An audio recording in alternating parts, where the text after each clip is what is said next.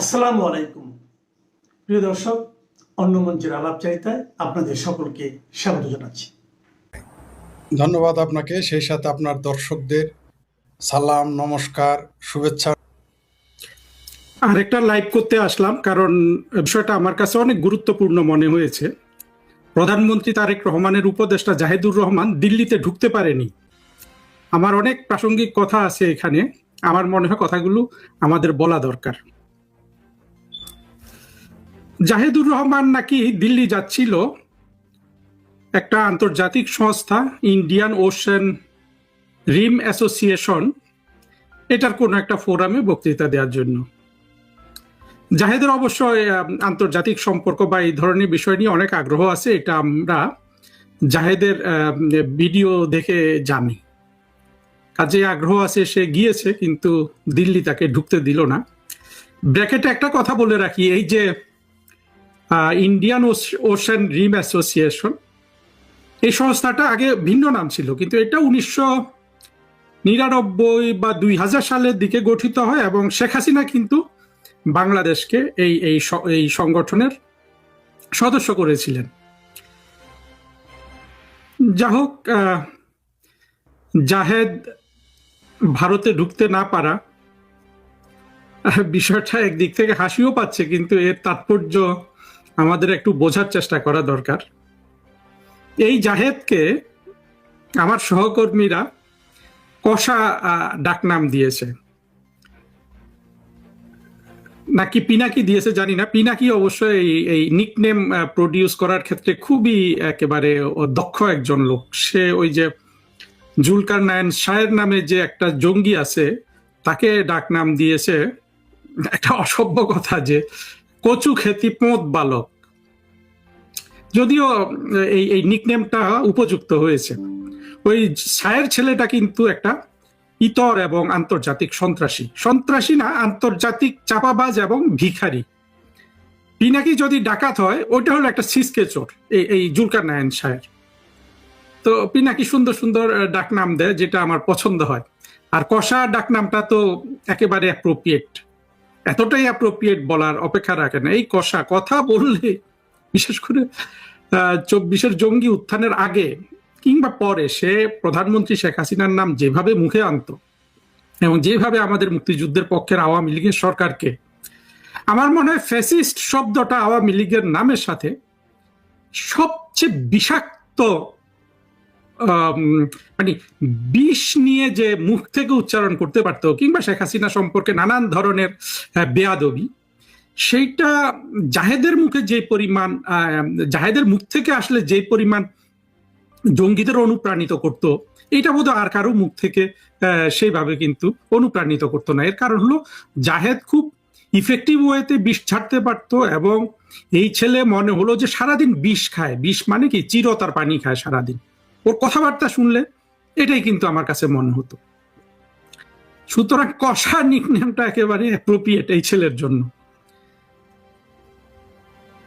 আর অহেতু কোনো ধরনের যুক্তি ছাড়া, ছাড়া সে কিন্তু ভারত ঘৃণা ছড়াতো। আদারওয়াইজ কিন্তু জাহেদ কিন্তু অনেক যৌক্তিক কথাবার্তা বলে, সেই সুনামটাও করতে হবে। বিশেষ করে ইউটিউবে যেসব জঙ্গি অপপ্রচারকারীরা ছিল, সাইবার সন্ত্রাসীরা 2024-এর জঙ্গি উত্থানের আগে, তাদের মধ্যে বস্তুনিষ্ঠ কথা বলার ক্ষেত্রে কিন্তু জাহেদ কিন্তু এক নাম্বার ছিল। বাকিরা কিন্তু সবকিছু নিয়ে টুইস্ট করে মিথ্যা প্রপাগান্ডা, এগুলোকে একেবারে মানে প্রপাগান্ডাটাকে কোনো ধরনের শালীনতার মধ্যে রাখতো না। পিনাকি, ইলিয়াস, আরো যারা আছে, তারা কিন্তু শালীনতার মধ্যে রাখতো না, কোনো শোভনতার মধ্যে, মানে কোনো ধরনের সীমার মধ্যে কিন্তু ওরা মিথ্যাগুলোকে রাখতো না। একেবারে যত মিথ্যা আছে সেগুলোকে সরাসরি প্রচার করত। জাহিদ কিন্তু ডিস্টিল করত। জাহিদ কৌশলে শেখ হাসিনার বিরুদ্ধে ঘৃণা ছড়িয়েছে, ভারতের বিরুদ্ধে ঘৃণা ছড়িয়েছে, কিন্তু সে আবার অনেক বস্তুনিষ্ঠ কথা বলেছে। এই যে ওর কথার মধ্যে যে বস্তুনিষ্ঠতা ছিল, বিশেষ করে ও অনেক আন্তর্জাতিক সম্পর্ক নিয়ে কথা বলতো, খুব সম্ভবত 2টা ইউটিউব চালাতো, আবার দেশীয় জিনিস নিয়েও একটু ইনফরমেশন দিত, ইত্যাদি দিত। ফলে জাহেদের ছড়ানো বিষটা আমি মনে করি যে অনেক বেশি ইফেক্টিভ ছিল। যদিও তার শ্রোতা বা তার তার দর্শক কিংবা তার ক্লায়েন্ট রিলেটিভলি কম ছিল পিনাকি বা ইলিয়াসের তুলনায়, কিংবা আরো যারা গৌণ রয়েছে, যেমন ফাহাম আব্দুল সালাম, গালি দেয়া ছাড়া যে কথা বলতে পারে না, এগুলোর তুলনায় জাহেদ আমি বলবো যে অর্থাৎ আমাকে যদি ইউটিউবার হিসাবে মূল্য রেট দিতে হয়, আমি জাহেদকে অনেক উপরে রেট দিব। একই সাথে এটাও স্মরণ করবো যে জাহেদের ছড়ানো ঘৃণাটা, বিশেষ করে শেখ হাসিনার বিরুদ্ধে, সেটা কিন্তু যথেষ্ট যথেষ্ট কার্যকর হয়েছিল 24-এর জঙ্গি উত্থানে জঙ্গিদের অনুপ্রাণিত করার ক্ষেত্রে।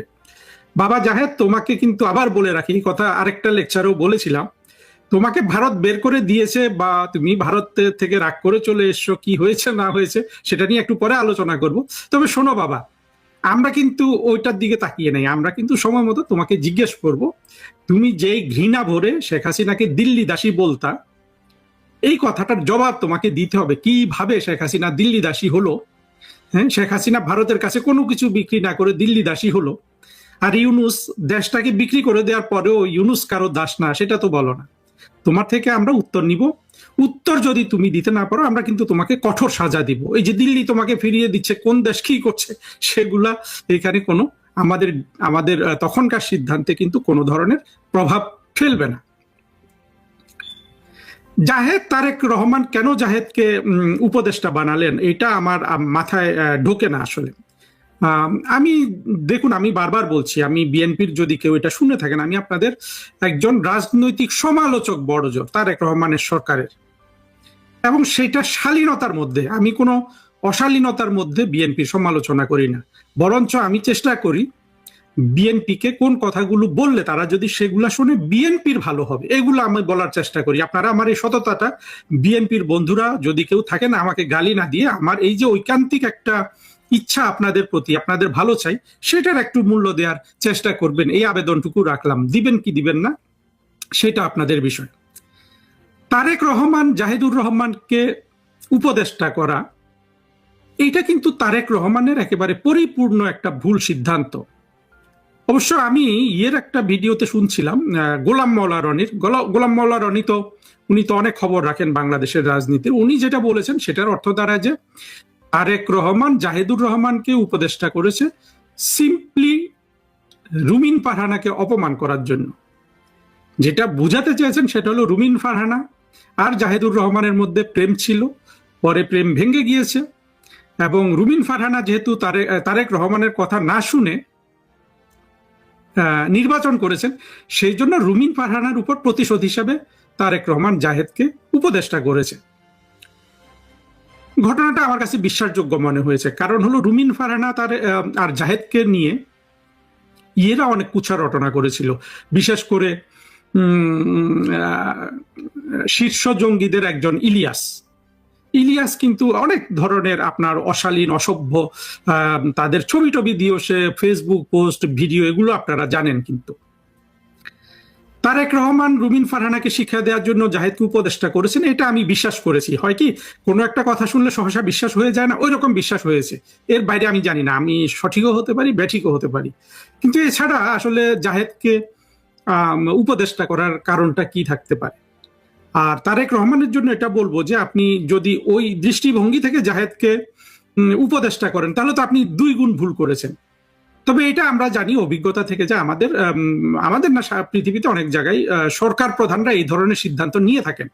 হ্যাঁ, ঝিকে মেরে মানে বউকে মেরে ঝিকে শেখানো, এই ধরনের কাজকর্ম কিন্তু তারা করে থাকে, যেটা চরম একটা অপরিণামদর্শী সিদ্ধান্ত। এবং মানুষ তাদের উপর যে ধরনের রেসপন্সিবিলিটিটা দেয়, তারেক রহমান তো আর কোনো ভালো নির্বাচনের মাধ্যমে ক্ষমতায় আসেননি। তিনি যে নির্বাচনের মাধ্যমে ক্ষমতায় আসেন, ওটা হলো বাংলাদেশের ইতিহাসে দ্বিতীয় খারাপ নির্বাচন। আর একটা ছিল 15ই ফেব্রুয়ারির নির্বাচন। এর আগের একটা ভিডিওতে আমি বোধহয় 25শে ফেব্রুয়ারি বা কিছু একটা বলেছিলাম। দেখুন, তারিখ ভুল হয়, স্লিপ অফ টাং হয়, এগুলো নিয়ে আপনারা বেশি প্যাচ ধরবেন না। আর আমি তো আসলে ভালো করে কথা বলতে পারি না, এই যোগ্যতা তো আমার নাই। জাহেদের মতো যোগ্যতা, পিনাকির মতো যোগ্যতা, বা আমাদের মুক্তিযুদ্ধের পক্ষে যারা সুন্দর কথা বলেন তাদের যোগ্যতা আমার নাই। আমি যেটার জন্য কথা বলি সেটা হলো আমাদের মুক্তিযুদ্ধের পক্ষে মানুষের, মুক্তিযুদ্ধের পক্ষের যারাই কথা বলবেন, যারা ইন্টেলেকচুয়াল হবেন, যারা আগামী দিনে মন্ত্রী হবেন, যারা দেশটাকে মুক্তিযুদ্ধের পক্ষে শাসন করবেন কিংবা সেবা করবেন, তারা কোন ধরনের দৃষ্টিভঙ্গি পোষণ করবেন, তাদের মুখের ভাষাটা কি হবে, তারা কি ধরনের আর্গুমেন্ট দিবেন, এই যুক্তিগুলো আমি শেখানোর চেষ্টা করি। আপনারা আমার কথাগুলো নিয়ে যান, তারপর সেখান থেকে যতটুকু আপনার স্লিপ অফ টাং আছে, যতটুকু মনে করেন যে তোতলামি আছে, যতটুকু আপনার কাছে অসুন্দর মনে হয়, আমি হাসি একটু বেশি, আমার হাসি পায়, কারণ হলো যে এই কাজটা করলে আমার হাসি পায়, কারণ এই কাজ আমি তো লেখক হিসাবে গড়ে উঠি, লেখকই আসি, লিখি, প্রকাশ করি না, কারণ আমার লেখা পড়ার লোক নাই। আমি একজন লেখক, ফলে এই বক্তৃতাটা আমি কিন্তু দিতে এসেছি সলিমুল্লাহ খান পিনাকি এদের উপর রাগ করে, যে আমাদের মুক্তিযুদ্ধের পক্ষের একটা শক্তি সরকারকে শুধু মিথ্যা প্রপাগান্ডা দিয়ে ফেলে দিয়েছে 2024 সালের জুলাই মাসে, একেবারে পরিপূর্ণ মিথ্যা প্রপাগান্ডা দিয়ে, এবং আমরা আমাদের সরকারকেও কিন্তু এই প্রপাগান্ডাগুলোর জবাব দেয় নাই, এবং জবাব দেওয়ার ভাষাও তাদের ছিল না, আর যেই ভাষায় জবাব দেয় সেগুলা আপনার কার্যকর হয় না। আমি একটা কার্যকর ভাষা আবিষ্কার করার জন্য কিন্তু কথা বলি, কিন্তু পরিবেশনাটা আপনারা করবেন। যাই হোক, আবার জাহেদের কথায় ফিরে আসি। জাহেদকে যদি তারেক রহমান রুমিন ফারহানাকে শিক্ষা দেওয়ার জন্য নিয়োগ দেন, তাহলে তারেক রহমান এখানে দ্বিগুণ ইরেসপন্সিবিলিটি করেছেন। এমনিতে জাহেদ যে ধরনের ঘৃণা ছড়াতো ইউটিউবে, সেটার জন্যই কিন্তু সে অযোগ্য হয়ে যায় একটা সরকারি কাজে। কিন্তু যদি সেটা আবার যদি হয় যে অন্য একজন আরো বলিষ্ঠ এবং আরো দক্ষ রাজনীতিবিদকে অপমানিত করার জন্য করা, সেটা কিন্তু অন্তত রাষ্ট্রের দৃষ্টিভঙ্গি থেকে দেখলে এটা একেবারে অমার্জনীয় একটা, আমি বলবো যে ইরেসপন্সিবিলিটি, অমার্জনীয়, সম্পূর্ণ অমার্জনীয়। রাষ্ট্র আপনি চালাচ্ছেন 20 কোটি মানুষের হয়ে, যদিও তারেক রহমান 20 কোটি মানুষের হয়ে রাষ্ট্র চালাচ্ছে না। তারেক রহমান এসে ক্ষমতায় কতজন, তাদের পক্ষের যে কয়জন আছে 24-এর জঙ্গি কোয়ালিশনের প্রধান হয়ে উনি ক্ষমতায় এসছেন, কিন্তু সেটা অন্য জিনিস। কিন্তু যখন একজন কেউ রাষ্ট্রের ক্ষমতা হাতে নেয়, তাকে কিন্তু সেই রাষ্ট্রের সব জনগণের পক্ষ থেকে নিতে হয়। সেই জন্যই তো যখন তারা শপথ গ্রহণ করে, বলা হয় না যে আপনি অনুরাগ বিরাগের বশবর্তী হয়ে কোনো সিদ্ধান্ত নিবেন না। এগুলো কিন্তু এই যে বিরাগের বশবর্তী হয়ে জাহেদকে যদি উনি করে থাকেন, জানি না, বাট ব্যাখ্যাটা দেওয়া প্রয়োজন ছিল, কারণ জাহেদের মতো একটা অত্যন্ত ক্ষতিকারক ছেলেকে, মানে যে আসলে সরকারের কিছুই সে অ্যাড করতে পারবে না, পারে যে নাই, এটা তো আমরা দেখছি। এখন তো সরকারের একেবারে অঘোষিত বা ঘোষিত মুখপাত্র কিন্তু জাহেদুর রহমান। ও যে বিষাক্ত ভিডিওগুলা করত, সেগুলা যে পরিমাণ ইম্প্যাক্টফুল ছিল, তারেক রহমান সরকারের বক্তব্য বিবৃতি কি সে সেই দক্ষতার সাথে দেশের সামনে তুলে ধরতে পারছে? হ্যাঁ, আপনি বলবেন যে আসলে তারেক রহমানের পক্ষে তো তুলে ধরার কিছু নাই, না থাকলেও কিন্তু যে সেই কাজ করে তার যদি দক্ষতা থাকে তার কিন্তু পারার কথা। আমরা দেখছি যে জাহেদ কিন্তু সেটা করতে পারছে না। আমি আশা করব দিল্লিতে এইভাবে অপমানিত হওয়ার পর তারেক রহমান জাহেদকে, হ্যাঁ, জাহেদের প্রতি যদি ওনার কৃতজ্ঞতা থাকে, জাহেদকে যদি উনি মনে করেন যে ছেলেটা ওনাকে ক্ষমতা এনেছে, কারণ জাহেদের লেকচারগুলো, ভিডিওগুলো অনেক ইম্প্যাক্টফুল ছিল, জঙ্গিদের অনুপ্রাণিত করেছে, টাকা দেন তাকে পেছনে বসিয়ে রাখেন। তাকে যদি জ্ঞানী মনে করেন, হ্যাঁ, তাকে আপনি অন্য কোনো একটা কাজ দেন। তাকে আপনি আপনার মুখপাত্র কেন করেছেন? আমি হলে অবশ্য কাজও দিতাম না, কারণ এই ধরনের যারা অযৌক্তিকভাবে ঘৃণা উৎপাদন করে তারা কিন্তু কাজে কখনো সফল হয় না। ফলে জাহেদ যে কখনো কোনো কাজে সফল হবে না, মানে ইতিবাচক কাজে, সেটা বলেই দেয়া যায়। ফলে এই ধরনের লোকজনকে আমি চাকর বাকরের বেশি ট্রিট করতে রাজি নেই। আমি যদি তারেক রহমানের জায়গায় থাকতাম, আমি নগদ টাকায় জাহেদকে শোধ করে দিতাম, বাবা জাহেদ তুমি এই উপকার করেছো, এত কোটি টাকা নাও। তারেক রহমানের তো এখন টাকার কোনো অভাব নেই। এইভাবে আসলে এই যারা সত্যিকারের ঘৃণা উৎপাদন করে তাদেরকে কিন্তু এই ধরনের এইভাবে কিন্তু ট্রিট করতে হয়। তাদেরকে আপনার এইটা কখনোই কোনো প্রজ্ঞার লক্ষণ নয় যে তাদেরকে আপনি গুরুত্বপূর্ণ দায়িত্ব দিবেন।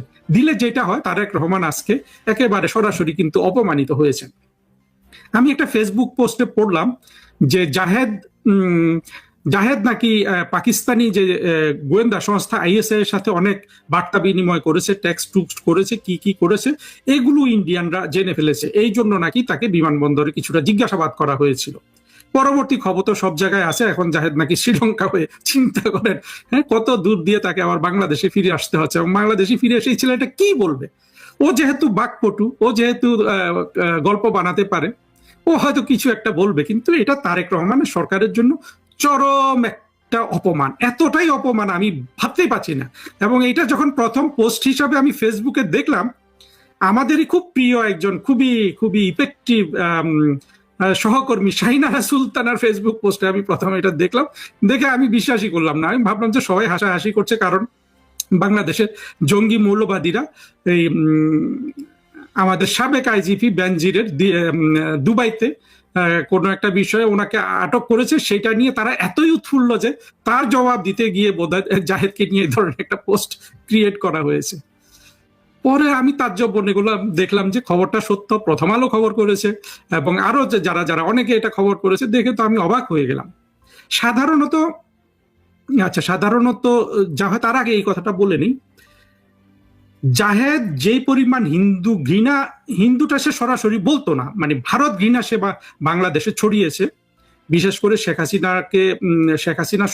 হাসিনার সাথে বেয়াদবি করে বলবো, মানে কটূক্তির প্রশ্নই না, মানে এত বিষ ছড়াতো, এটাকে কটূক্তির পর্যায়ে কিন্তু রাখা যায় না। সম্পূর্ণ বিষ, গ্যালনে গ্যালনে মনে মনে বিষ তৈরি করেছিল এই জাহেদ, এবং সেটা করেছিল ভারতকে সরাসরি জড়িয়ে, ভারতকে রাষ্ট্র হিসাবে ভারতকে অপমানিত করে, ভারত সম্পর্কে অশ্লীল উচ্চারটনা করে করেছিল। আমি জানি না ভারতেও তো শুনি যে আছে, গোয়েন্দা সংস্থা আছে, তাদের যে হাই কমিশনটা বাংলাদেশে আছে এটা রিলেটিভলি বড়, বাট ভারতের হাই কমিশনার হিসাবে এটা খুব একটা বড় না। ভারতের অন্যান্য অফিসগুলো আরো অনেক বড়। আমাদের দিল্লিতে আমাদের যে হাই কমিশন আছে, এটা তো আমার কাছে মনে হয় যে ভারতের বাংলাদেশে যে হাই কমিশন আছে তার চেয়ে বড় আমাদেরটা। যাই হোক, তারপরেও ভারতের তো লোকজন আছে, তারা কি এগুলো খেয়াল করেছে কি করে নাই আমি জানি না। ফলে আমি ফেসবুকে যেটা পড়লাম যে নিরাপত্তা সংক্রান্ত কারণে হয়তো জাহেদকে তারা জিজ্ঞাসাবাদ করতে গিয়েছিল, এবং ওই ফেসবুক পোস্টে বলল যে সে জিজ্ঞাসাবাদের উত্তর মানে দেওয়ার প্রয়োজনীয়তা বোধ করে নাই বা দিতে চায় নাই, দ্রুত সে ফেরত চলে আসতে চেয়েছে, যেটা বিশ্বাসযোগ্য। এই ধরনের জিজ্ঞাসাবাদ আর সত্যি সত্যি যদি আইএসআই এর সাথে তার বার্তা বিনিময় হয়ে থাকে, যেটা ভারতের জন্য ক্ষতিকর, এইরকম কিছু হলে তো জিজ্ঞাসাবাদটা একটু বেশি হবে। এটা কে ফেস করতে চায়? ও নাকি নিজে রেগে টেগে চলে এসে মানে বের হয়ে গেছে ওই দেশ থেকে, এরকম ফেসবুকে শুনলাম, এবং সবগুলা কিন্তু বিশ্বাসযোগ্য। ভবিষ্যতে অবশ্যই আমরা জানতে পারবো কি হয়েছে না হয়েছে। জাহেদকে যে বের করে দিল, যে কারণেই দিক, নিরাপত্তা জনিত কারণ, এটাই আমি বিশ্বাস করছি, ধরে নিচ্ছি সেটা সত্য। এইটা কিন্তু তারেক রহমানের সরকারের জন্য একেবারে চরম একটা অপমান। এত অপমান স্বাধীন বাংলাদেশে আর কোনো সরকারকে কিন্তু আমি করতে দেখিনি। হ্যাঁ, আওয়ামী লীগ সরকারের আমলে একটা এমপি কুয়েতে গ্রেফতার হয়েছিল, এরকম অনেক কিছু আছে, কিন্তু সরাসরি বাংলাদেশের সরকারকে আগে কিন্তু কখনো এই ধরনের অপমানিত হতে আমি অন্তত দেখেছি বলে আমার মনে হয় না। তো জাহেদুর রহমান যেমন ধরেন, এইখানে অপমানটা কি রকম, আপনি একটা দেশের বিরুদ্ধে ঘৃণা ছড়ান, এমনকি আপনি সেই দেশের নিরাপত্তার জন্য হুমকি হতে পারেন, কিন্তু আপনি যদি জাহেদ এখন যে পরিমাণ মানে প্রতিমন্ত্রী হিসাবে সে বা প্রতিমন্ত্রীর মর্যাদায় সে সরকারের দায়িত্বে আছে, এই ধরনের দায়িত্বে থাকার পর কিন্তু, অর্থাৎ সরকারি দায়িত্বগুলোতে থাকার পর কিন্তু সাধারণত ভিন্ন দেশের সরকারগুলো কিন্তু ওই সময়টা আর কিন্তু তাকে জিজ্ঞাসাবাদ করে না বা আটকায় না। এটা আমরা বিভিন্ন জায়গায় দেখেছি। যেমন ধরেন, আপনার যদি বাংলাদেশের আপনি একজন ডিপ্লোম্যাট হন, আপনি যদি মার্কিন যুক্তরাষ্ট্রের ভিসার দরখাস্ত করেন, এটা আমার ক্ষেত্রে হয়েছিল কারণ আমি আলজেরিয়া সফর করেছিলাম। আপনি যদি ডিপ্লোম্যাটিক পাসপোর্টধারীও হন, কিন্তু আপনি যদি পাকিস্তান, আলজেরিয়া, তাদের কিছু কিছু দেশ আছে, এই দেশগুলো সফর করেন, আপনাকে কিন্তু 5 বছরের জন্য তারা মানে ওই যেই পাকিস্তান সফর 5 বছর শেষ না হলে আপনাকে কিন্তু তদন্ত করা ছাড়া আপনাকে ভিসা দিবে না, এমনকি ডিপ্লোম্যাটিক পাসপোর্ট হলেও। কিন্তু আপনি যদি যেমন আমাদের মার্কিন যুক্তরাষ্ট্রের দূতাবাসে যদি আপনি ট্রান্সফার হয়ে যান, সেখানে বদলি হলে কিন্তু আপনার উপর ওই নিয়মটা ওরা ফলো করবে না, ভিসা দেবে না। ভিসাটা যদি আপনার ভ্রমণ বা অন্য কোনো কারণে হয়, এমনকি সরকারি দায়িত্ব হয়, কিন্তু দূতাবাসে কাজ করতে গেলে কিন্তু তারা ওই নিয়মটা ফলো করবে না, আপনাকে ভিসা দিয়ে দিবে। ফলে জাহিদকে আটকানোটা আমার কাছে খুব অবাক মনে হয়েছে। তার মানে জাহিদ সত্যি সত্যি কোনো ধরনের অপকর্মের সাথে জড়িত।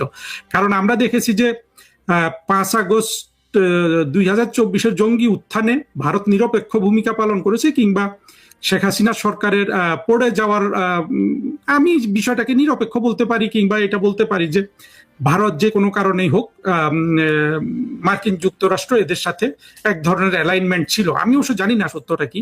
এইটা আবার আমাদের বিখ্যাত এক সাংবাদিক, ভারতীয় সাংবাদিক চন্দন নন্দী বলেন। চন্দন নন্দী তো আবার অনেক খবর টবর রাখেন।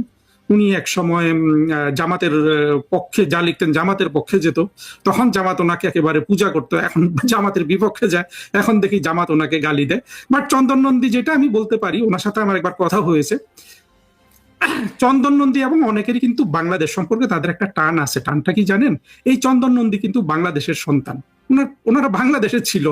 আমরা যে বাংলাদেশ থেকে হিন্দুদের বিতাড়িত করেছি, ওই বিতাড়নের একটা এই প্রক্রিয়ার মধ্যে কিন্তু চন্দন নন্দীরা আজকে নিজের দেশ ছাড়া তারা ভারতে গিয়ে তারা তাদের জীবন গড়েছেন।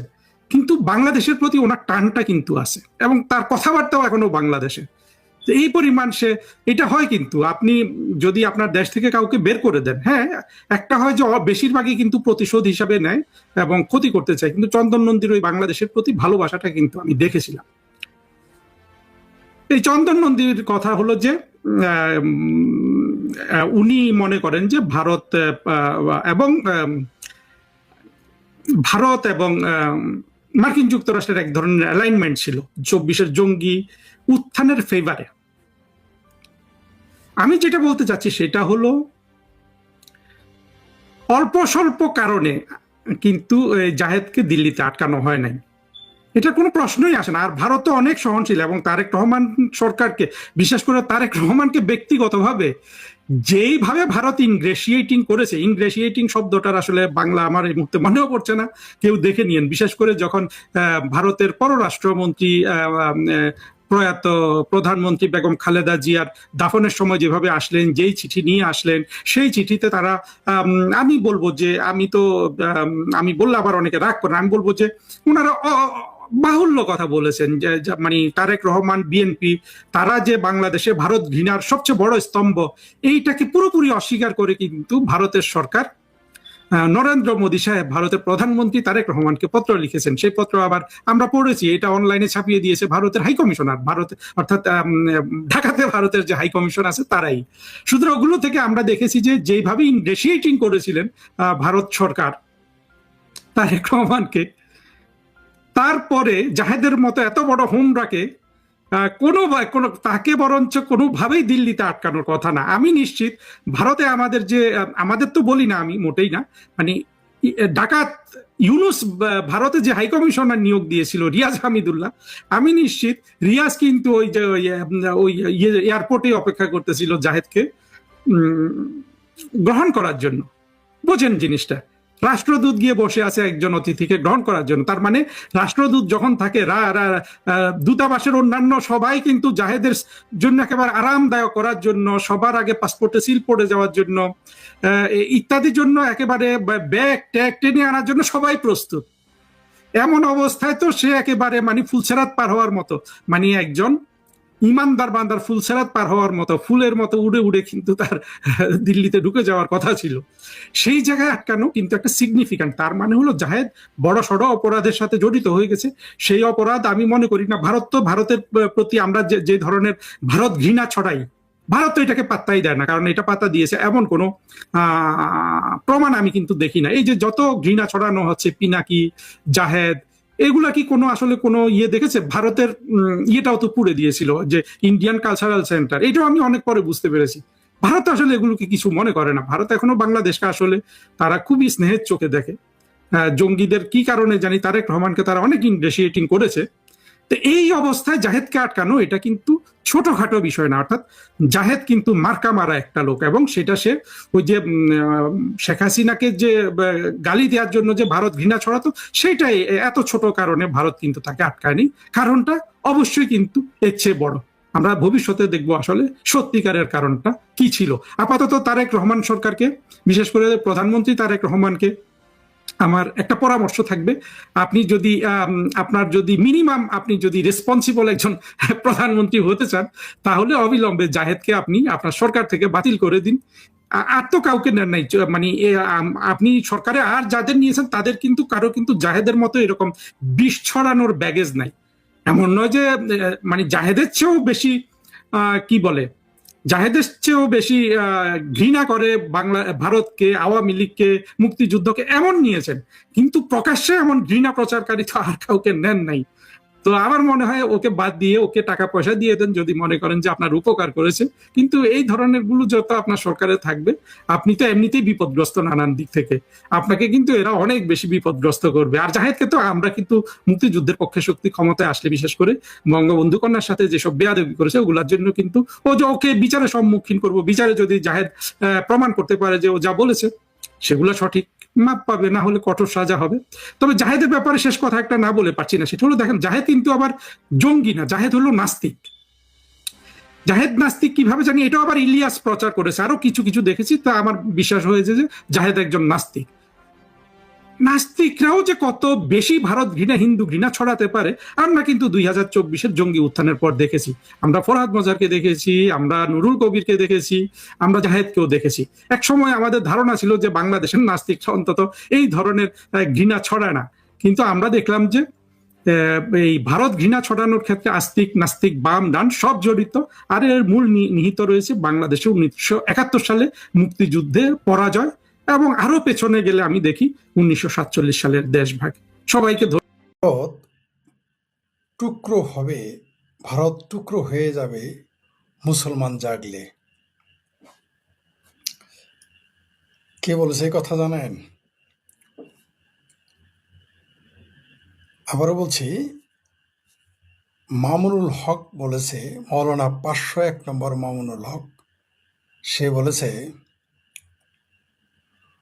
টুকরো হয়ে যাবে মুসলমান জাগলে।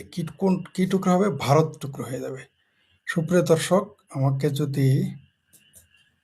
আমাকে দেখতে পাচ্ছেন কিনা জানাবেন, সাউন্ড ঠিক আছে কিনা প্লিজ কমেন্টস করে যান। ইয়েস বা নো বললেই হবে, ছোট্ট একটা কমেন্টস করুন যে আমার কথা আপনারা শুনতে পাচ্ছেন কিনা, ক্লিয়ার দেখতে পারতেছেন কিনা। আবারও বলি, শিরোনাম দিয়েছি যে ভারত টুকরো হবে মুসলমান জাগলে। কে বলেছে এটা? বাংলাদেশের যে একটা মৌলবী আছে, যাকে মৌলবী 501 বলা হয়, কেউ কেউ তারে ঝর্ণার স্বামী বলে, সেই মৌলবী বলেছে যে ভারত টুকরো হয়ে যাবে মুসলমান জাগলে। কেন বারবার বললাম? মনে করাই দেওয়ার জন্য।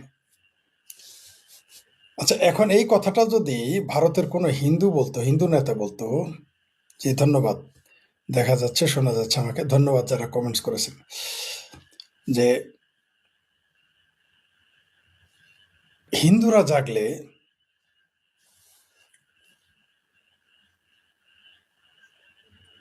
বাংলাদেশ ভেঙে যাবে, হিন্দুরা জাগলে পাকিস্তান ভেঙে যাবে, এই কথা যদি বলতো কোনো হিন্দু নেতা, এতক্ষণ দেখতেন বাংলাদেশের প্রতিবাদ হতো, পাকিস্তানে হতো, এমনকি খোদ ভারতের ভিতরে এটা নিয়ে প্রতিবাদ করত। কিন্তু বাংলাদেশের একজন লিল্লাখোর মৌলবী বলেছে মুসলমানদের সে জাগিয়ে তুলবে, বা মুসলমান জাগবে, তখন ভারত টুকরা হয়ে যাবে। আরেকজন বলেছে যে বাংলাদেশের মুসলমান ভারতের মুসলমান মিলে অর্ধেক করবে বাংলাদেশের, ভারতের মুসলমান, মানে একবার 47 তো ভেঙেছেই ভারত, আরেকবার তারা ভাঙতে চায়, এক সাইডে মুসলমান এক সাইডে হিন্দু। কিন্তু আবার যদি ভারত ভাঙে, ঠিক আগের মতোই দেখবেন হিন্দুরা হয়তো আরেক ভাগে যাবে, মুসলমান যাবে না, মুসলমান 2 ভাগেই থাকবে, ভারতকে আরেক টুকরা করার জন্য। ঠিক 47 যা হয়েছিল। 47 কি হয়েছিল? যে মুসলমানেরা ভারতটাকে ভেঙেছে, টুকরো করেছে, আজকে যেমন টুকরোকে ভারতের টুকরো ভেঙে ইনশাল্লাহ ইনশাল্লাহ বলা বামপন্থীরা এবং মুসলমানেরা, যারাই ভারতকে টুকরো করেছিল, তারা কিন্তু ভারত থেকে যায়নি, পাকিস্তানে যায়নি। মুসলমান বহুত শেয়ানা, ভারতের মুসলমান ডিমের আলি 3টায় বিক্রি করে, 5টায় না, কিনে 5টায় বিক্রি করে 3টায়, বলে এটাই সঠিক। ভারতের 94-95% মুসলমান যারা পাকিস্তান চেয়েছিল, একজনও যায়নি। বরং ওই যে 5-6% যারা গিয়েছিল, তাদের মধ্যে আবার কেউ কেউ ফিরে ভারতে চলে এসেছে মুসলমান। বুঝতে পারছেন তো? সাদের পাকিস্তান যায় নাই কেউ। হায়দ্রাবাদ, ইউপিতে সবচেয়ে বেশি মুসলমান, ইউপির যারা পাকিস্তান চেয়েছিল তারা পাকিস্তান যায় নাই। 90%-95% মুসলমান ইউপিতে রয়ে গেছে। তারা একজনও যায় নাই, বরং বেলুচিস্তান পাকিস্তান চায় নাই, সিন্ধ প্রদেশ পাকিস্তান চায় নাই, কিছু অংশ চেয়েছিল, পাঞ্জাবের কিছু মানুষ চেয়েছিল পাকিস্তান, কিন্তু খোদ পাকিস্তানিরা পাকিস্তান চায় না। পাকিস্তান চেয়েছিল আজকে যে বাংলা অঞ্চল দেখেন এরা, এই মুসলমান, কলকাতার কিছু মুসলমান উর্দুভাষী আর ইউপির মুসলমান সবচেয়ে বেশি চেয়েছিল, হায়দ্রাবাদেরা, তারপরে কাশ্মীরি মুসলমান, এরা চেয়েছিল পাকিস্তান, কিন্তু একজনও কিন্তু পাকিস্তানে যায় নাই, সব ভারতে রয়ে গেছে আরেকটা পাকিস্তান বানানোর জন্য। ঠিক সেই কথাটাই মনে করে দিয়েছে বাংলাদেশের কিছু মৌলবী, কিছু লিল্লাখোর মিছিল মিটিং করে যে ভারত একবার ভাঙবে, মুসলমান হিন্দু আলাদা করে দেবে। আচ্ছা, বাংলাদেশে যদি কেউ এখন বলে যে মুসলমানদের উপর হিন্দুদের উপর অত্যাচার হয়, মুসলমানরা অত্যাচার করে হিন্দুদের, তাহলে বাংলাদেশের একটা বিভাগ দিয়ে দাও, সেখানে হিন্দুরা থাকবে, তাহলে বাংলাদেশে তখন কি হইতো, কি ঘটনা ঘটতো? বা ভারতের যদি কেউ বলে যে বাংলাদেশে ভারতের কোনো নেতা যদি বলতো যে হিন্দুদের উপর যেভাবে অত্যাচার হচ্ছে, বাংলাদেশকে একটা টুকরা বাংলাদেশে হিন্দুদের যারা বসবাস তাদের জন্য দিয়ে দাও, বা হয়ে যাবে, যদি হিন্দুদের উপর খেপাও, হিন্দুদের উপরে বেশি কিছু করো, তাহলে কিন্তু বাংলাদেশ দুই টুকরা হয়ে যাবে, এটা বলার মতো কোনো নেতা ভারতে আছে? নেই। কিন্তু বাংলাদেশের লিল্লাখোররা কিন্তু আছে, বলে। কোন সাহসে বলে জানেন? কারণ বাংলাদেশের 90-95% যে মুসলমান আছে, তাদের মধ্যে 90%-95% হচ্ছে ভারত এবং হিন্দু বিদ্বেষী। কিন্তু ভারতে যারা আছে, হিন্দুরা হয় উদাসীন, আর বামপন্থীরা তো পুরো ভারত বিদ্বেষী। বামপন্থীরা ভারত এবং হিন্দু বিদ্বেষী, এটা ভারতে কিন্তু কেউ বলতে পারবে না, তার নামে ভারতীয়রাই মামলা করে দিবে। আর বাংলাদেশে এতক্ষণ মিছিল মিটিং হইতো। আবার এই যে কথায় কথায় বলে না যে ভারত বাংলাদেশ দখল করে নেবে, ভারত বাংলাদেশ দখল করে নেবে, কথায় কথায় বলে না, ভারত জুজুর ভয়। সামরানাই পীর কি বলেছে জানে? সামরানাই পীর বলেছে 300 বছরেও ভারত বাংলাদেশকে দখল করতে পারবে না।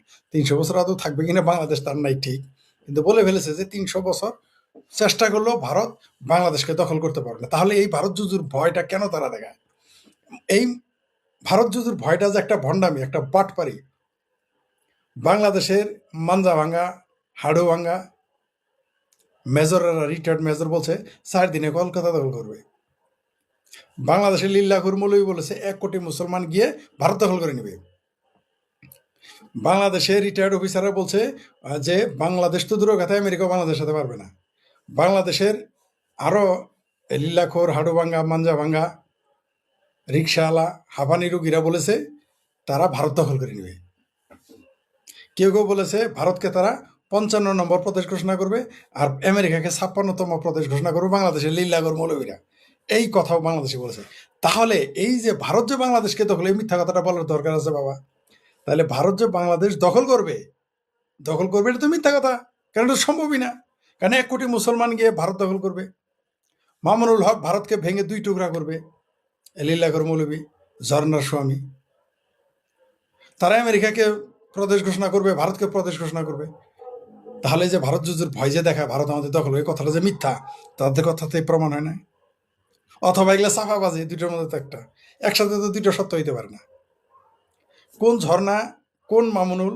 এই সেই মামুনুল যে বলেছিল, তার চেলারা চামুন্ডুরা বলেছিল, তখন আমার স্পষ্ট মনে আছে, আমার পরিচিত অনেকে বলেছে যে এটা নাকি ছিল নাটক, ছাত্রলীগ যুবলীগ জোর করে একটা মেয়ে ঢুকাই দিয়ে বলেছে যে এটা সে মেয়ে মানুষ নিয়ে রিসোর্টে গেছে মামুনুল হক। তারপরে যখন মামুনুল হক নিজেই বললো গেছে, তখন কি বললো? ওটা তো তার বউ। কি বিএনপির লোকজন বলেন নাই? কি জামাতের লোকজন বলেন নাই ওটা মামুনুলের বউ? ছাত্রলীগ জোর করে ডিস্টার্ব করছে, প্রথমে বললেন ওটা বউ না, ছাত্রলীগ পাঠাইছে, যুবলীগ পাঠাইছে, তারপর বললেন ওটা তার বউ। তার হলফনামায় ঝর্ণার নাম কেন লেখা নাই?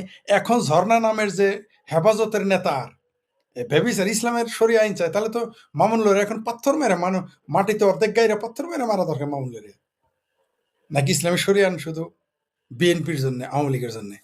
জামাত, হেফাজত, চামড়া নাই, পীর এগোর ইসলাম আইন চলবে না?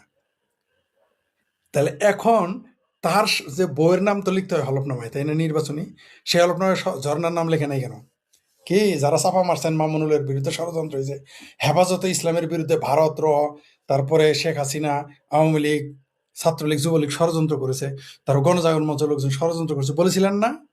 তাহলে এখন সেই ঝর্ণা নামক বউটা এখন মামুনুলের কোথায়, কার ঘরে থাকে শহীদুলের বউটা? মানে এইরকম হলো বাংলাদেশের মুসলমানরা হইলো ভণ্ড। এইখানেই যদি সীমিত থাকতো, 1-2খান কথা ছিল। সীমা কোন পর্যায়ে গেছে আরেকটা বলি, যদিও লম্বা ভিডিও তো আমি বলেছি, তারপর আরেকবার মনে করে দিই। এই মামুনুলেরা এই সামরানাই পীরেরা এরা ধর্মকে এমনভাবে ব্যবহার করে জজবা হিসেবে, ব্যবসার অর্থনৈতিক ব্যবসা হিসেবে, রাজনৈতিক ফায়দা হাসিলের জন্য, ক্ষমতা দখলের জন্য যে ভণ্ডামিটা করে, তার আর একটা প্রমাণ দেখায়। এই যে জিসান নাকি ফিসান, জামাতের যে শিবিরের যে কেন্দ্রীয় নেতা, সে যে ওই যে ধরা পড়লো, প্যাট বানায় ধরা পড়লো, তারপরে প্যাট নষ্ট করাইলো, এখন মামলা হয়েছে, এখন নাটক করতেছে তারা অপহরণ করছে, এক নাটক। তারপরে এর বিরুদ্ধে সালাউদ্দিন আহমেদ স্বরাষ্ট্রমন্ত্রী নিয়ে কথা বলছে, জামাতেরা ছাই দিয়ে ধরছে, অথচ বলছে তারা নাকি তারা বহিষ্কার করছে। তাহলে যারা বহিষ্কার করছে তারা না এত চিন্তা কেন? তারা না কথা বলে এত কথা বলো কেন? তার মানে ওইটা নাটক, ওইটা হলো তাদের নাটক। দ্বিতীয়, এই যে যে শিবিরের নেতা, এরে আবার রক্ষা করার জন্য জামাতে শিবিরের আর এক ট্যাঙ্ক থিঙ্কার নাকি থিঙ্কার ট্যাঙ্ক, তেলের ট্যাঙ্ক, সে কি বলছে জানেন? যে নবীরা অন্যের বউরে পছন্দ করতো, প্রেম করতো, তারপরে বলতো তোমার বউ দিয়ে দাও। সাহাবিরা অন্যের বউয়ের লোকে প্রেম করতো, তারপরে বলতো তোমার বউ দিয়ে দাও। অর্থাৎ সাহাবিরা নবীরা বউ এক্সচেঞ্জ করতো। তাই প্রমাণ হলো না ওই শিবিরের ওই নেতার কথা?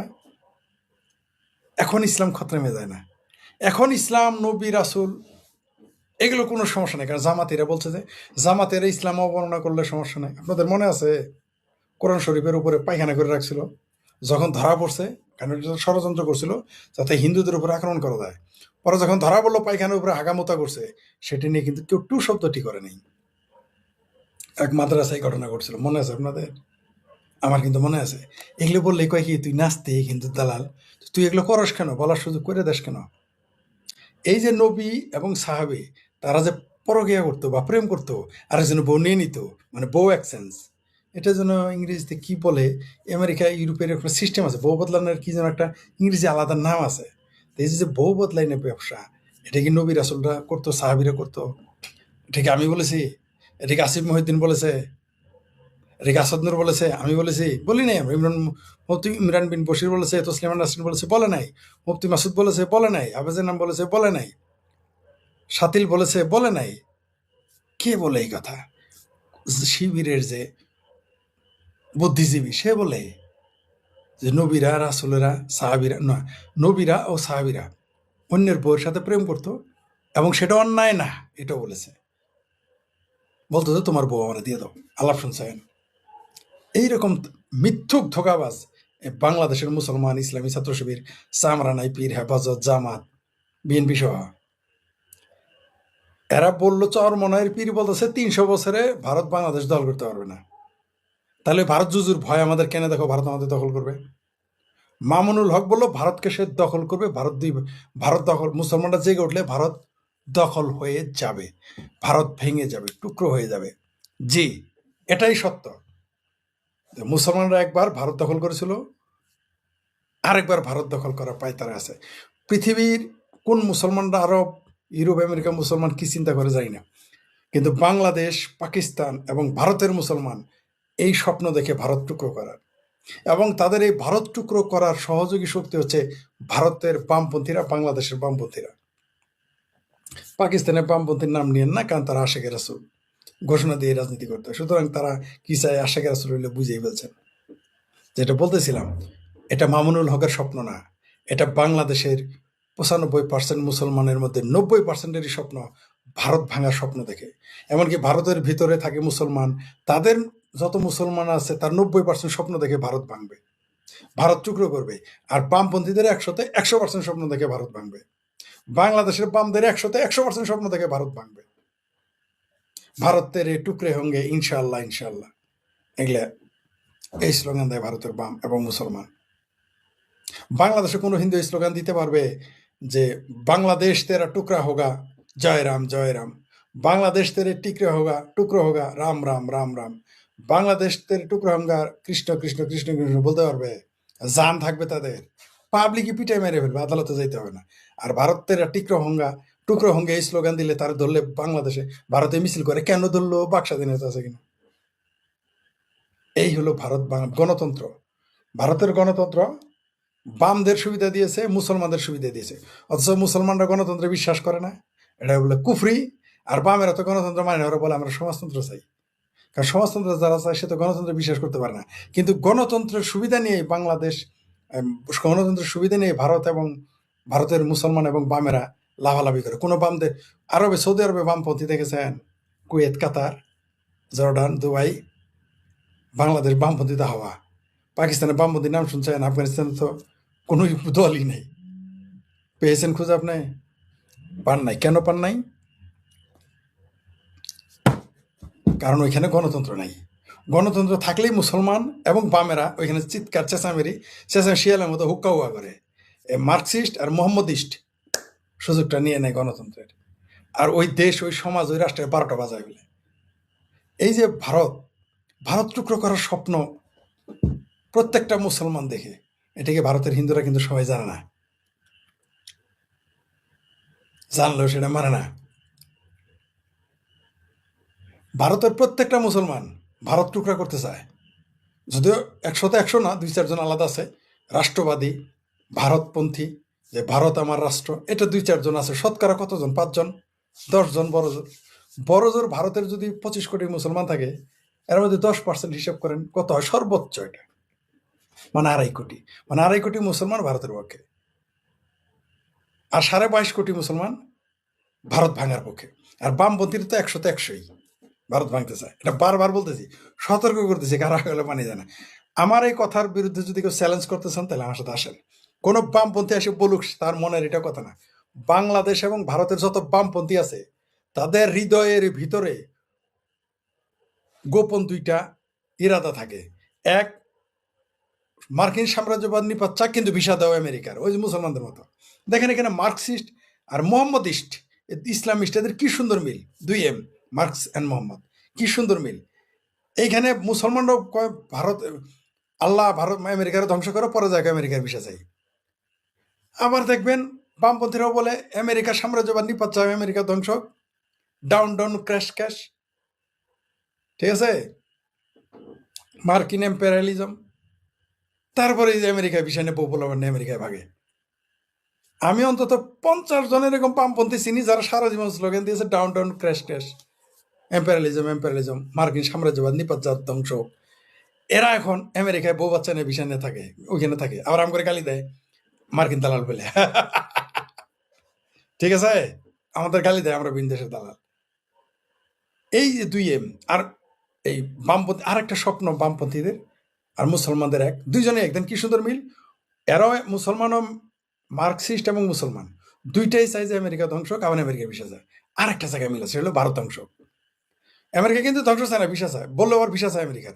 আর ভারতেরও ভিসা চায়, আবার ভারত ধ্বংস চায়, ভারত টুকরো চায়।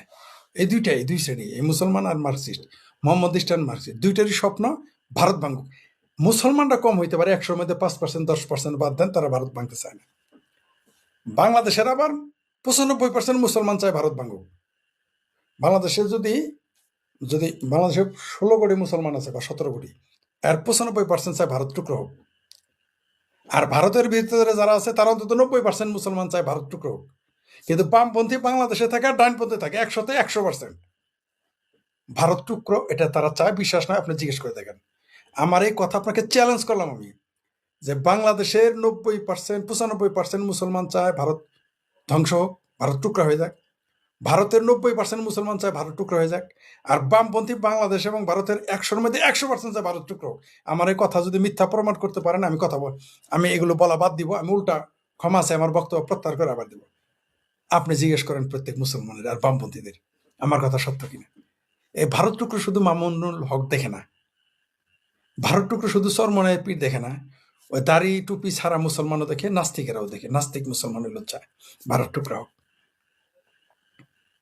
বাংলাদেশে বিগত আওয়ামী লীগ আমলের আলোচিত পুলিশের আইজি বেনজির আহমেদ দুবাইয়ে গ্রেপ্তার হয়েছেন।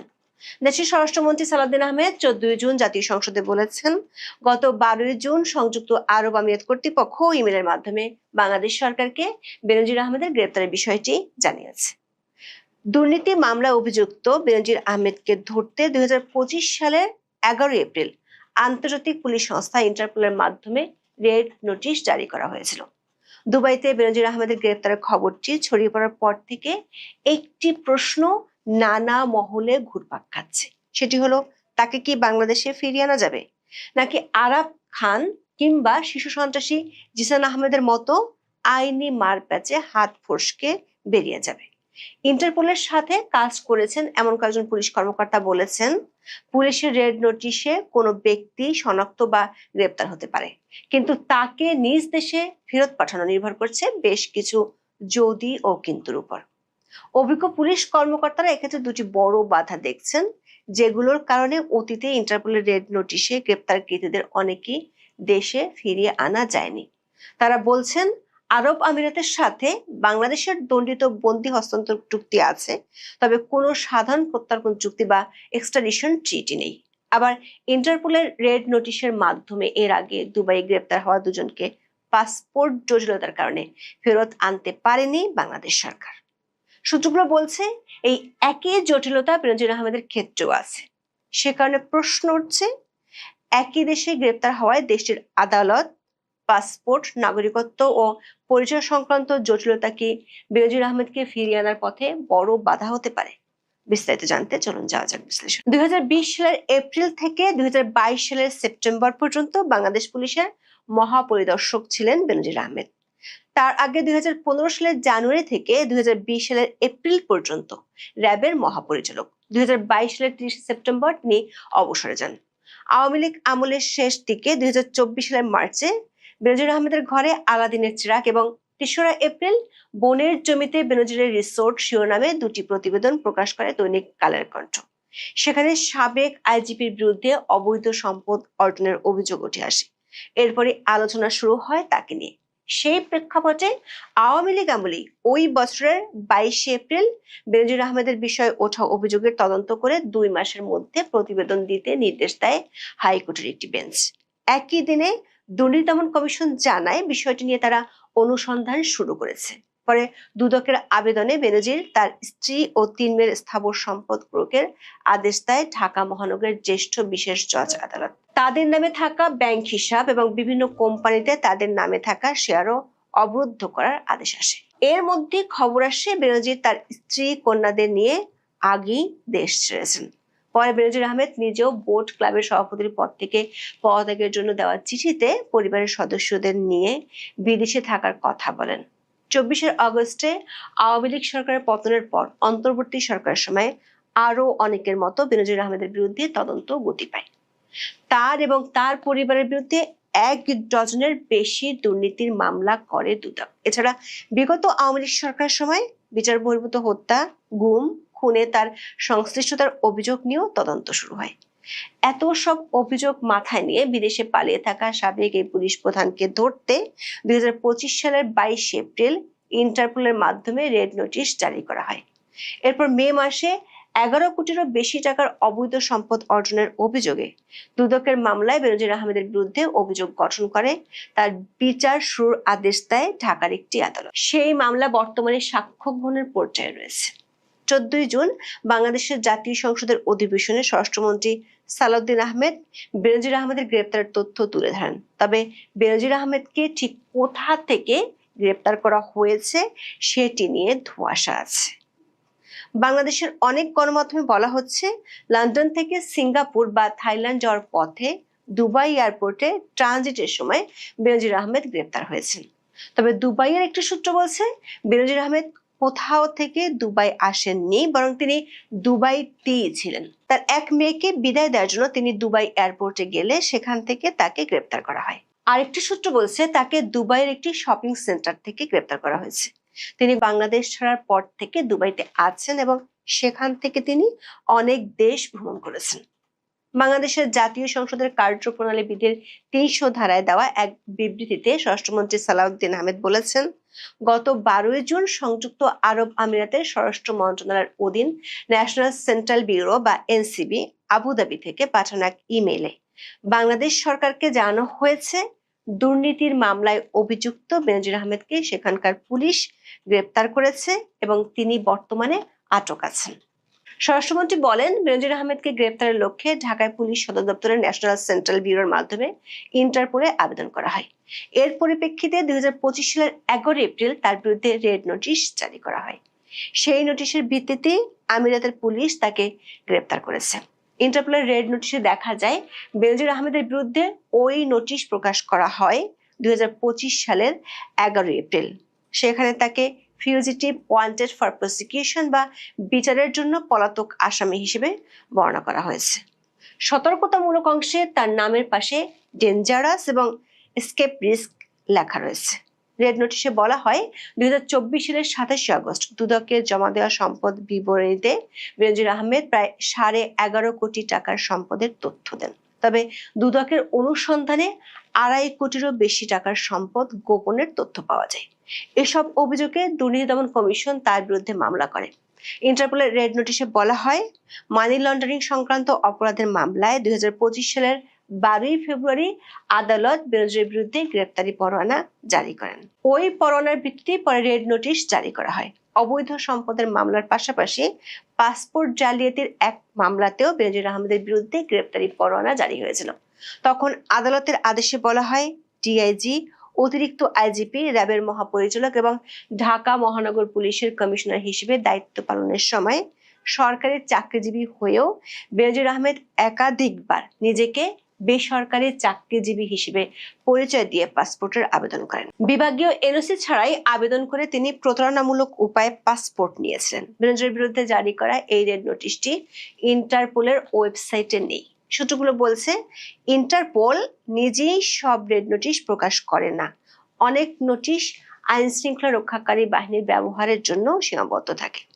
বেনজির আহমেদের গ্রেপ্তারের খবরের পর থেকে এখন মূল প্রশ্ন দাঁড়িয়েছে, তাকে কি বাংলাদেশে ফেরত আনা যাবে এবং যদি আনা যায় সেটি কত দ্রুত সম্ভব। বাংলাদেশের স্বরাষ্ট্রমন্ত্রী বেনজির আহমেদকে ফেরত আনার প্রক্রিয়া তুলে ধরে বলেছেন, এনসিবি আবুধাবি জানিয়েছে ইউএর ফেডারেল আইন অনুযায়ী গ্রেপ্তারের তারিখ থেকে 30 দিনের মধ্যে কূটনৈতিক চ্যানেলের মাধ্যমে আনুষ্ঠানিক এক্সট্রাডিশন রিকোয়েস্ট পাঠাতে হবে। বেনজির আহমেদকে গ্রেপ্তার করা হয়েছে 12 জুন, সেই হিসেবে আগামী 11 জুলাইয়ের মধ্যে বাংলাদেশ সরকারকে আবেদন করতে হবে। স্বরাষ্ট্রমন্ত্রী সালাউদ্দিন আহমেদ বলেছেন, প্রয়োজনীয় মামলা, গ্রেপ্তারি পরোয়ানা ও তদন্ত সংক্রান্ত নথিপত্র প্রস্তুত করে স্বরাষ্ট্র মন্ত্রণালয় প্রত্যর্পণ প্রস্তাব অনুমোদন করবে। এরপর পররাষ্ট্র মন্ত্রণালয়ের মাধ্যমে ইউএই কর্তৃপক্ষের কাছে আনুষ্ঠানিক প্রত্যর্পণ আবেদন পাঠানো হবে। তবে অভিজ্ঞ পুলিশ কর্মকর্তারা বলেছেন, ইন্টারপোলের রেড নোটিশে কোনো ব্যক্তি শনাক্ত বা গ্রেপ্তার হতে পারেন, কিন্তু তাকে নিজ দেশে ফেরত পাঠানো নির্ভর করে যে দেশে তিনি আটক হয়েছেন সেই দেশের আইন, আদালত, প্রত্যর্পণ সংক্রান্ত চুক্তি, কূটনৈতিক তৎপরতা এবং মামলার নথিপত্রের গ্রহণযোগ্যতার উপর। কারণ ইন্টারপোলের রেড নোটিশ কোনো আন্তর্জাতিক গ্রেপ্তারি পরোয়ানা নয়, বরং এটি হলো ইন্টারপোলের সদস্য দেশগুলোর কাছে একটি অনুরোধ, যাতে কোনো পলাতক ব্যক্তিকে শনাক্ত, অবস্থান নির্ধারণ এবং প্রয়োজনে সাময়িকভাবে আটক করা যায়। এর ভিত্তি হতে হয় সংশ্লিষ্ট দেশের আদালতের গ্রেপ্তারি পরোয়ানা বা বিচারিক আদেশ। এক্ষেত্রে প্রথম দেখার বিষয় আরব আমিরাতের সাথে বাংলাদেশের বন্দি প্রত্যর্পণ চুক্তি আছে কিনা। কূটনৈতিক সূত্রগুলো বলছে 2014 সালের 27 অক্টোবর সংযুক্ত আরব আমিরাতের জাবিল প্যালেসে বাংলাদেশের তৎকালীন প্রধানমন্ত্রী শেখ হাসিনা এবং দুবাইয়ের শাসক শেখ মোহাম্মদ বিন রশিদ আল মাকতুমের উপস্থিতিতে দুই দেশের মধ্যে নিরাপত্তা সহযোগিতা ও দণ্ডিত বন্দি বিনিময় সংক্রান্ত চুক্তি স্বাক্ষরিত হয়েছিল। এই চুক্তির নাম ছিল দণ্ডিত বন্দি হস্তান্তর চুক্তি বা agreement on the transfer of sentenced person. তবে এই চুক্তি শুধুমাত্র সেই সব কয়েদি বা বন্দীদের ক্ষেত্রে প্রযোজ্য যারা ইতিমধ্যে কোনো একটি দেশে সুনির্দিষ্টভাবে সাজাপ্রাপ্ত হয়ে সে দেশের কারাগারে সাজা ভোগ করেছেন। তবে এই চুক্তি পলাতক, বিচারাধীন বা নতুন গ্রেপ্তারকৃত আসামিদের ক্ষেত্রে প্রযোজ্য নয়। এটি প্রযোজ্য হতো যদি আরব আমিরাতের সাথে বাংলাদেশের কোনো সাধারণ বা সার্বিক প্রত্যর্পণ চুক্তি কিংবা এক্সট্রাডিশন ট্রিটি থাকতো। সাধারণ প্রত্যর্পণ চুক্তি থাকলে কোনো আইনি বাধ্যবাধকতা ছাড়াই স্বয়ংক্রিয়ভাবে বাংলাদেশের আসামিকে ফেরত পাঠানো যেত। তবে সংযুক্ত আরব আমিরাতের ফেডারেল আইনে বলা হয়েছে, কোনো দেশের সাথে সুনির্দিষ্ট প্রত্যর্পণ চুক্তি না থাকলেও পারস্পরিকতার নীতির ভিত্তিতে যে কোনো পলাতক আসামিকে প্রত্যর্পণ করা সম্ভব। তবে সেক্ষেত্রে বাংলাদেশকে এখন প্রমাণ করতে হবে বেনজির আহমেদের বিরুদ্ধে মামলা রাজনৈতিক প্রতিহিংসার নয়, এটি দুর্নীতি, অবৈধ সম্পদ, জালিয়াতি, মানি লন্ডারিং বা সংশ্লিষ্ট অপরাধের বিচারিক প্রক্রিয়া। একই সঙ্গে দেখাতে হবে বাংলাদেশে তিনি ন্যায় বিচার পাবেন। দৈনিক প্রথম আলোর এক খবরে কয়েকজন পুলিশ কর্মকর্তার বরাত দিয়ে বলা হয়েছে, বেনজির আহমেদকে ফেরাতে বাংলাদেশকে সাধারণত কয়েক ধরনের নথি পাঠাতে হবে। এর মধ্যে থাকতে পারে আদালতের গ্রেপ্তারি পরোয়ানা, মামলার এজাহার, অভিযোগপত্র বা তদন্ত সংক্রান্ত সারসংক্ষেপ, তার পরিচয়পত্র সংক্রান্ত তথ্য, অপরাধের বিবরণ, সংশ্লিষ্ট আইন ও শাস্তির বিধান, আদালতের আদেশ এবং প্রত্যর্পণের আইনি ভিত্তি। এসব নথি আমিরাত কর্তৃপক্ষের গ্রহণযোগ্য ভাষায় অনুবাদ ও প্রত্যয়ন করতে হতে পারে। প্রত্যর্পণ অনুরোধ পাওয়ার পর আমিরাতের সংশ্লিষ্ট কর্তৃপক্ষ প্রথমে নথিপত্র যাচাই করবে, এরপর বিষয়টি আদালতের সামনে যেতে পারে। সে দেশের আদালত দেখবে যে অপরাধের অভিযোগে বাংলাদেশ বেনজির আহমেদকে ফেরত চাইছে সেই ধরনের অপরাধ আমিরাতের আইনেও অপরাধ হিসেবে গণ্য হয় কিনা। একে বলা হয় ডুয়েল ক্রিমিনালিটি বা উভয় দেশের আইনে অপরাধ হওয়া। তবে আদালত আরো কিছু বিষয় বিবেচনা করতে পারে, যেমন মামলাটি রাজনৈতিক উদ্দেশ্য প্রণীত কিনা, একই ঘটনায় আগে কোথাও বিচার হয়েছে কিনা, মামলা বা দণ্ড সময়সীমার কারণে অকার্যকর হয়েছে কিনা, আসামের মৌলিক অধিকার ক্ষুণ্ণ হওয়ার আশঙ্কা আছে কিনা, অথবা তাকে ফেরত পাঠালে অমানবিক আচরণ বা অন্য কোনো আইনি ঝুঁকি তৈরি হতে পারে কিনা। সংশ্লিষ্টরা বলছেন, বেনজির আহমেদকে ফেরত আনার ক্ষেত্রে এর চেয়ে গুরুত্বপূর্ণ হলো তার পরিচয় ও পাসপোর্ট সংক্রান্ত জটিলতা, যে জটিলতায় এর আগে ইন্টারপোলের রেড নোটিশের কারণে দুবাই গ্রেপ্তার হওয়া 2 বাংলাদেশিকে ফেরত আনা যায়নি। এর মধ্যে সবশেষ ঘটনাটি হলো পুলিশের বিশেষ শাখার পরিদর্শক মামুন ইমরান খান হত্যা মামলার আসামি আরাব খান, যিনি রবিউল ইসলাম নামে পরিচিত। আরাব খানকে দুবাই থেকে ফিরিয়ে আনতে না পারার ঘটনাটি বাংলাদেশের পুলিশ ও পররাষ্ট্র মন্ত্রণালয়ের জন্য একটি বড় ধরনের ধাক্কা ছিল। আরাব খানের ক্ষেত্রে সবচেয়ে বড় আইনি ও কূটনৈতিক বাধা ছিল তার পাসপোর্ট সংক্রান্ত জটিলতা। আরাব খান মূলত বাংলাদেশি নাগরিক হলেও তার কাছে ভারতীয় পাসপোর্ট ছিল। তিনি দুবাইয়ে বৈধ ভারতীয় নাগরিক হিসেবে ছিলেন। দুবাই পুলিশের সাধারণ নিয়ম অনুযায়ী কোনো ব্যক্তিকে অন্য কোনো দেশের অনুরোধে হস্তান্তর করতে হলে তার নাগরিকত্ব সুনির্দিষ্ট করতে হয়। একই ঘটনা ঘটেছিল শীর্ষ সন্ত্রাসী জিসান আহমেদের ক্ষেত্রে। 2019 সালে তাকে দুবাইয়ে গ্রেপ্তারের খবর আসে। বাংলাদেশ তাকে ফেরানোর উদ্যোগ নিয়েছিল, কিন্তু পরে তার অবস্থান নিয়ে অস্পষ্টতা তৈরি হয়। তিনি ভারতীয় ও ডোমিনিকা রিপাবলিকের পাসপোর্ট ব্যবহার করেছিলেন। শেষ পর্যন্ত তাকে বাংলাদেশে আনা যায়নি।